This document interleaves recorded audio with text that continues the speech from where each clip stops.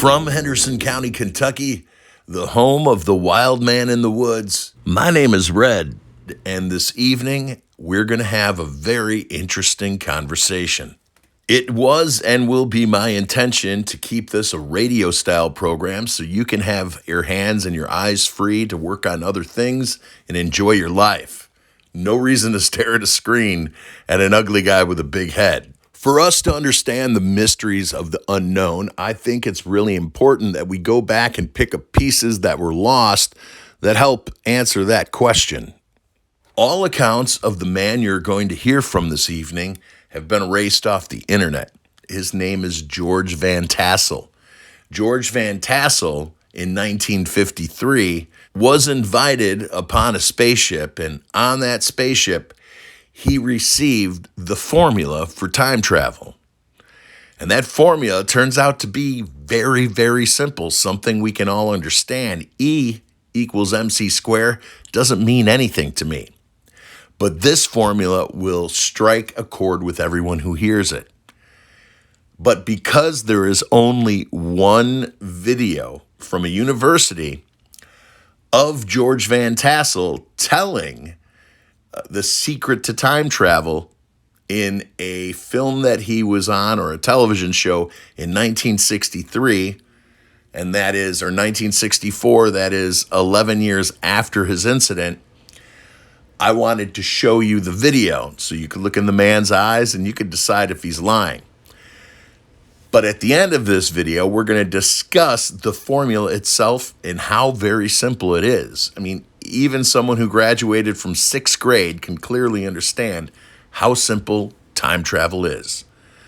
Don't forget to subscribe, because you're not going to find me by accident again. You can always unsubscribe. And you are welcome to purchase the artwork for the T-shirt in the links below if you enjoy my artwork. So let us now watch a video, hopefully for the very last time on this channel. Again, it's very important that I offer you a radio-style program. And for this episode, you could put the phone down, just listen, go work on a hobby. But if you'd like to look in the man's face while he says some pretty amazing things, here it is. From Giant Rock, California, is a most unlikely person to claim to have seen flying saucers and been in touch with people from outer space. George is a very ordinary fellow. He doesn't make any money out of his flying saucer beliefs, but boy, he really believes them. And before I start talking to George, I want to tell you too that I do have a couple of doubts in my mind. We all see these newspaper reports from Socorro, New Mexico, that a mysterious craft landed and took off and left blast marks in the sand. Airline pilots from time to time talk delicately about strange aircraft circling their normal aircraft in flight, perhaps even cutting off the power of their engines momentarily. We all love to talk about the mysterious and the unknown and the flying saucers. So now it's to George Van Tassel and this question. The time machine you're building down in California. Well, Jack, this was the result of a formula which was given to me by a man who landed a ship at my airport in 1953. And we put this formula under research, tested a number of experiments on a bench in a good electronics lab in Chicago, and we produced phenomenal results with evidence that we should do it on a larger scale in order to be able to do more with it. And this evolved out of something that started in 1953 into a 4-story high machine that we're working on down there today. Now, George, I don't care whether the machine is 4 stories high or 40 stories high or 4 inches high. When I say calmly and unexcitedly, a time machine, what does your formula tell you you can do with a time machine? Well, Jack, our formula has no time factor, which electronic formula does have. And on the other hand, electronic science has only had 2 dimensions to work with, the electric pattern and the magnetic pattern perpendicular to it. And we discovered a 3rd zone, which we call a time zone, and we are working through this zone with an effort to orient the magnetic field to give us other results than our science can obtain at present. George, it's double talk to me. A time machine means to me a little box that I can go into and go back 5,000 years or forward 10,000 years. Is that what your formula tells you can do? Well, Jack, this isn't a little box. This is a four-story machine focusing fields that we can orient to produce this zone big enough for a man to get into. It isn't a box. But what happens to the man when he gets into the zone? Well, I'm all agog with curiosity. Jack, we've discovered this zone is subject to thought. Now, since time doesn't record events the way we do on calendars and clocks, you could only record an event by thinking of it. Now, theoretically, we believe we can take a videotape magnetic camera into the time zone and photograph Lincoln's Gettysburg Address or Caesar's armies marching or anything that's ever happened. All right, let me get this straight. In other words, you're telling me, like H.G. Wells imagined 50 years ago, that everything that happened in time is still there to be seen by the recreation electronically of a thought which exists. Jack, you know how you talk into a tape on a tape recorder and play the interruptions back, identical to the play that you made. The Earth's magnetic field is the same way. You can put interruptions into it and play them back out of it. An associate of ours in creating a magnetic coupler with this principle coupled in the Earth's magnetic field and played back TV shows from stations that aren't even in business anymore. You mean that an experiment has been done to bring out of the air television programs which have been and gone? Been and gone. Now, where was this experiment conducted? It was conducted in Santa Monica by an associate of mine. Why hasn't this hit the headlines throughout the world? That's a time machine in action, if I can... Jack, the reason it hasn't hit the world is because, as I understand it now, the Navy Department took him and the research over because he also discovered he could bounce magnetic echoes off the ionosphere and locate submarines under the ocean, regardless of where they were. So who is this associate of yours? This is a fellow named Charlie Arts. Charlie Arts? Yeah. And is he a free man walking around today? Well, he's free where he is in this super-secret research he's conducting. Now, so therefore, you tell me soberly in front of this television camera that things, old television programs have been recreated out of nothing. Played back with a picture and the sound just as good as the day they were broadcast. We've done this many times. Why didn't you bring one up with you? Well, this requires quite a piece of apparatus. This magnetic coupler works on around 50,000 volts, and it doesn't have any radio frequency connected with it. And actually, the television set which plays back the picture doesn't even have an antenna connected to it. George, you know as well as I do, and you've been on television 350 times, and I've known you. I met you once 7 years ago, and I kind of like you. But you know what the people out there are saying. They're saying this man's a nut. Well, Jack, you know, when Fulton was running his steamboat up the Hudson River, there were people still standing on the bank saying it couldn't be done. All right, let me take you further back, though. You have a time machine plan. You have done experiments which show you can bring the past to life. Where did this formula come from? I love that Scotch accent. Jack, the formula came from a ship that landed at my airport in 1953 on August the 24th, which had 4 people aboard it that came from another planet. I'm breathless. Well, you're not only breathless, I was breathless. But I'm cynical, too. Well, that's fine. That's the way to be. In fact, I'm a bigger skeptic than you are of many things. I'm an unbeliever. Convince me that this really happened to you. Well, this thing is very similar to a thing that happened in our biblical records where a Lord presented Moses with a pattern to build a tabernacle. They came out of the sky, they handed him stone tablets, and this phenomena that's taking place today is as old as our history, as our civilization. This isn't anything new that's occurring. It's something that's being continued in another time of crisis when conditions affecting the people of this planet are reaching a point where somebody has to take care of the situation. Now, I don't intend in any way to be disrespectful or blasphemous, but do you feel, and I know you're not an evangelistic type, do you feel that you're some kind of Moses receiving a new word? Well, I don't say that, Jack. I say that what is occurring now has occurred before. There's many records of these ships landing throughout history, clear back into Sanskrit.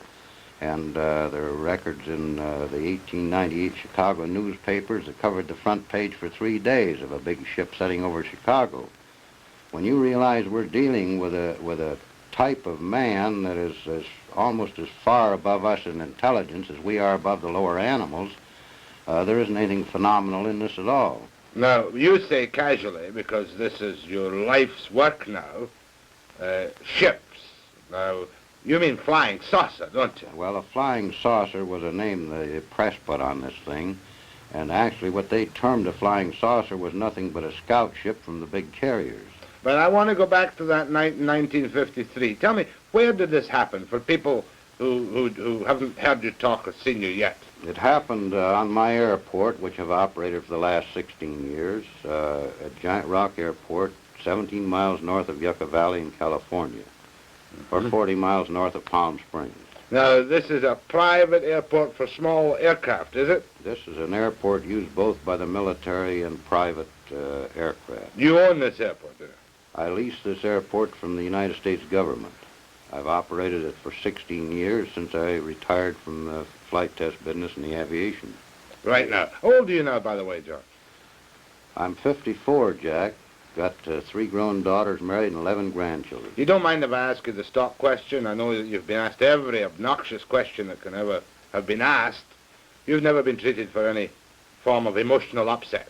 I've never had an emotional upset other than women.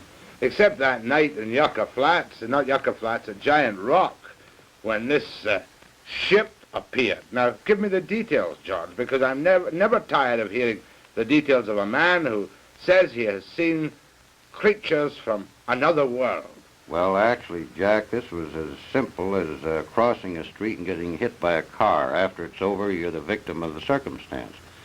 And I didn't see the ship land. One of my son-in-laws, that wasn't my son-in-law at that time, saw it come down.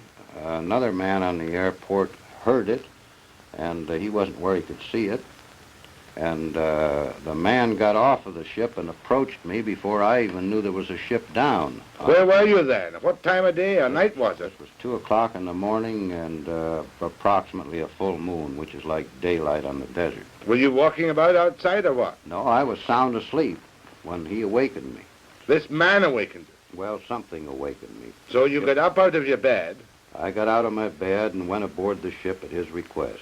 This man, in what language did he converse with you? He talked to me in the best English equivalent to Ronald Coleman.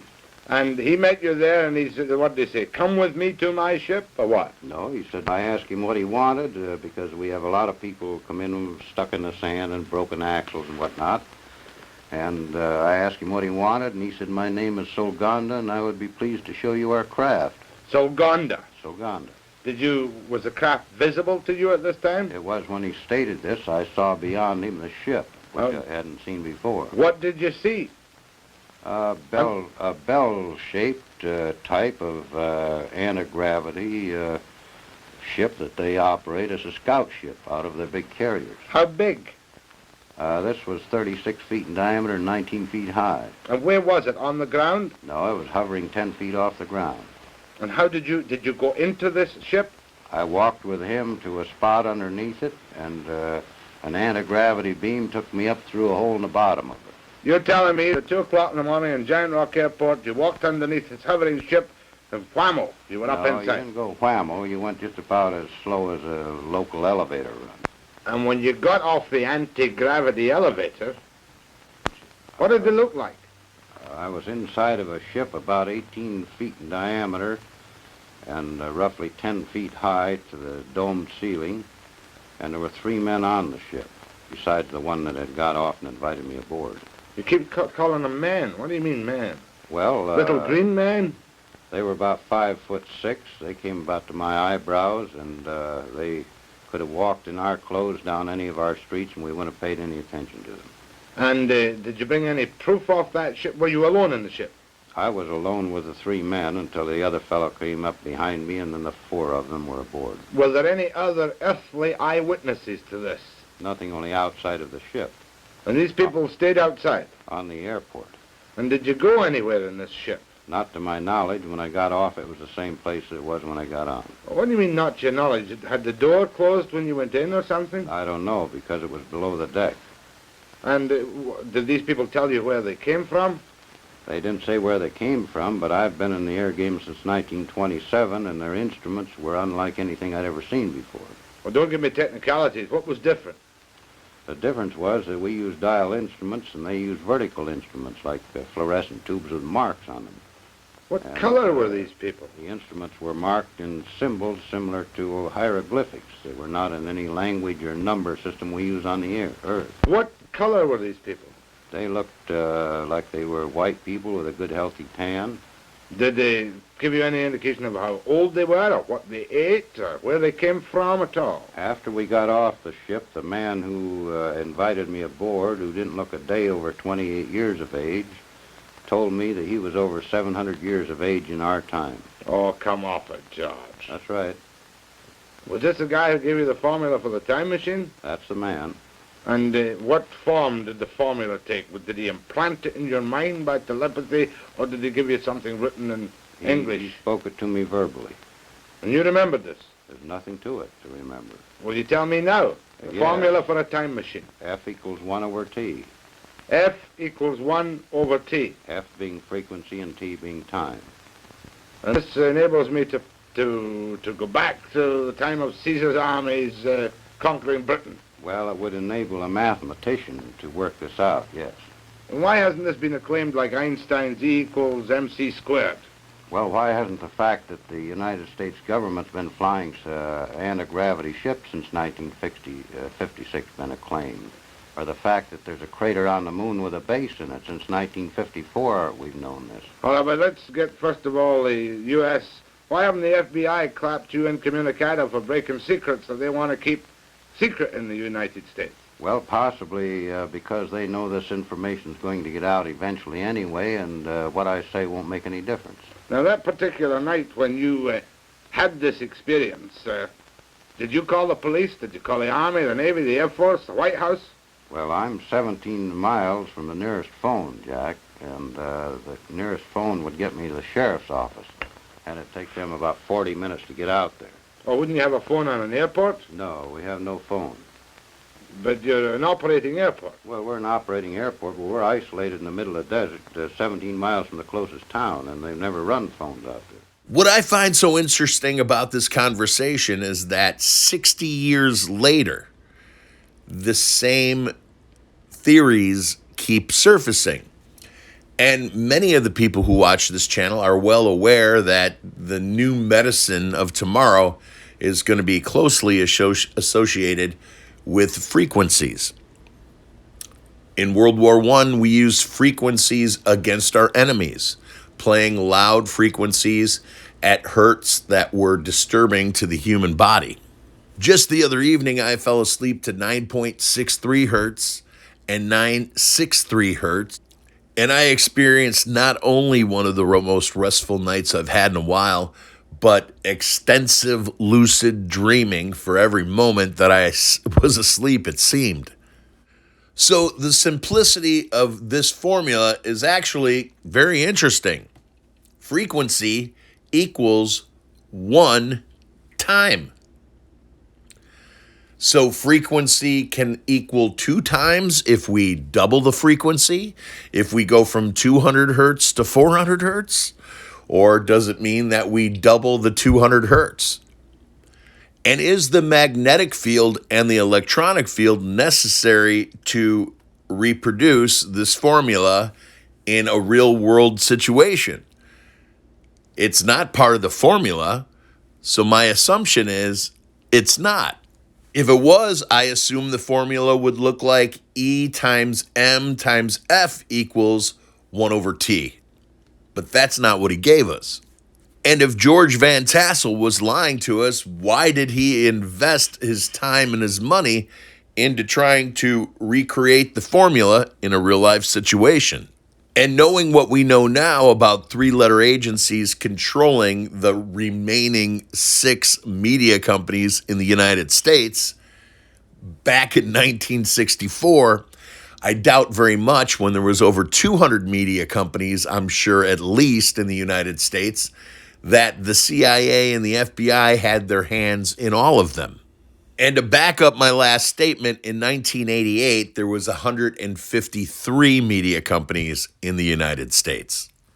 I also find it quite curious that he mentioned going back to Abraham Lincoln's Gettysburg Address, because we have time travelers, a father and a son, who have both claimed to travel back to that point in history. One thing is for sure, our government is lying to us. And our government is not our friend. They're not trying to protect us from anything. They're trying to keep information from us to keep us in a caveman state.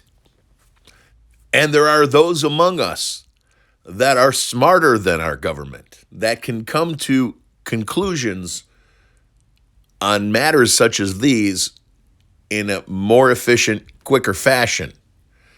So it's up to us to find the truth. We don't need to get it from them.